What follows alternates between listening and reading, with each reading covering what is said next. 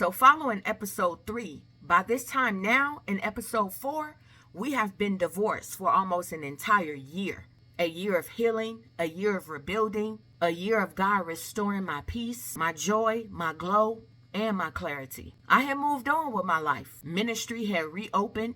Doors had reopened again. I was free. I was in my shed building things, exploring my new hobbies, exploring my new crafts, being very creative. I had mingled a little bit. All the while, my parents were still living with me, and I still felt some pressures, but not pressures from the marriage. During this time, I even took a stand. Even when it came to my parents, I made boundaries with everybody across the board. Boundaries with my parents, boundaries with my children, boundaries with people in the ministry. And the Holy Spirit was helping me to do all of this in my life. One day I was working in my shed when the phone rang. It was a blocked number. Normally, I don't answer these type of calls, but something in my spirit said to answer it. And before I picked up the phone and I said hello, I already knew who it was. It was my ex-husband. It wasn't a shock. No anxiety and no confusion.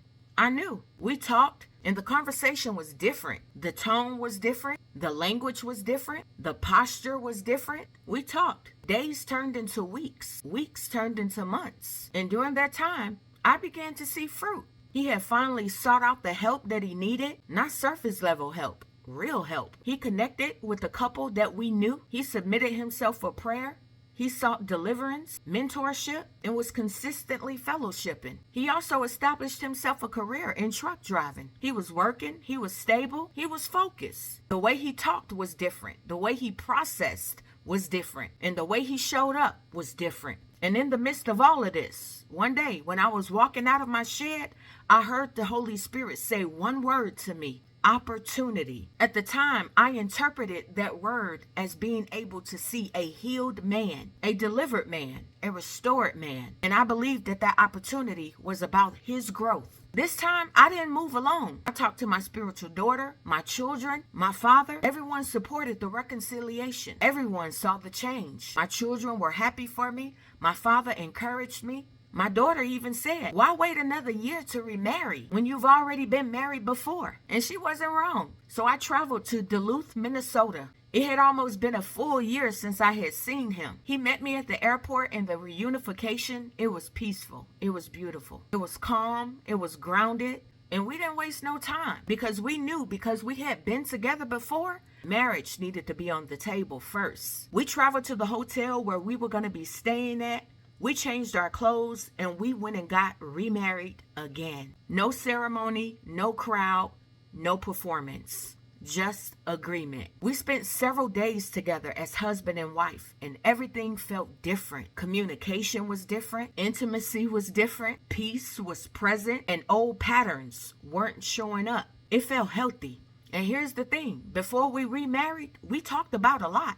We talked about finances. We talked about leadership. We talked about his role as provider, protector, and priest. We talked about boundaries with family. We talked about expectations. And this time, his actions aligned with his words. You see, even before him moving back home, he was already sending money, not for bills, but to go toward our vow renewal. We were planning something we had never done before. We had never had a wedding, and that mattered. While he stayed out of state working, I continued in ministry. God opened international doors for me. I traveled and ministered globally. Healing and deliverance followed. If you haven't watched my Ghana series on YouTube, just know that that story stands on its very own. That's the story that you don't want to miss. I encourage you, if you are a believer in Jesus Christ and you are a leader in ministry, I encourage you to watch that Ghana series. You see, everything felt aligned, and he was scheduled to return home in November. For 9 years, we had never spent a holiday apart, and now that we were remarried,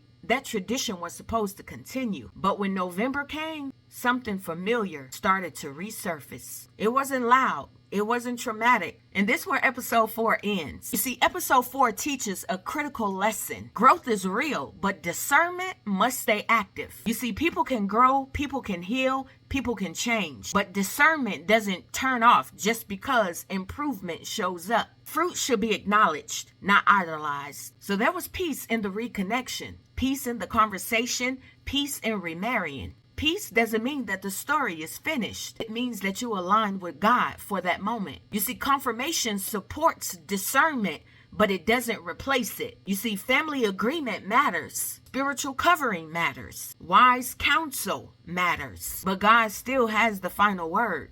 You see, reconciliation requires clarity, not chemistry. See, this wasn't emotion driven.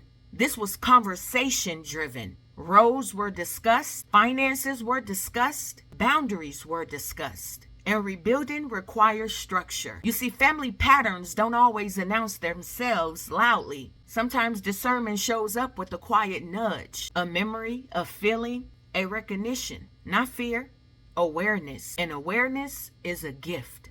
Yep, I said it. Stay tuned for episode 5.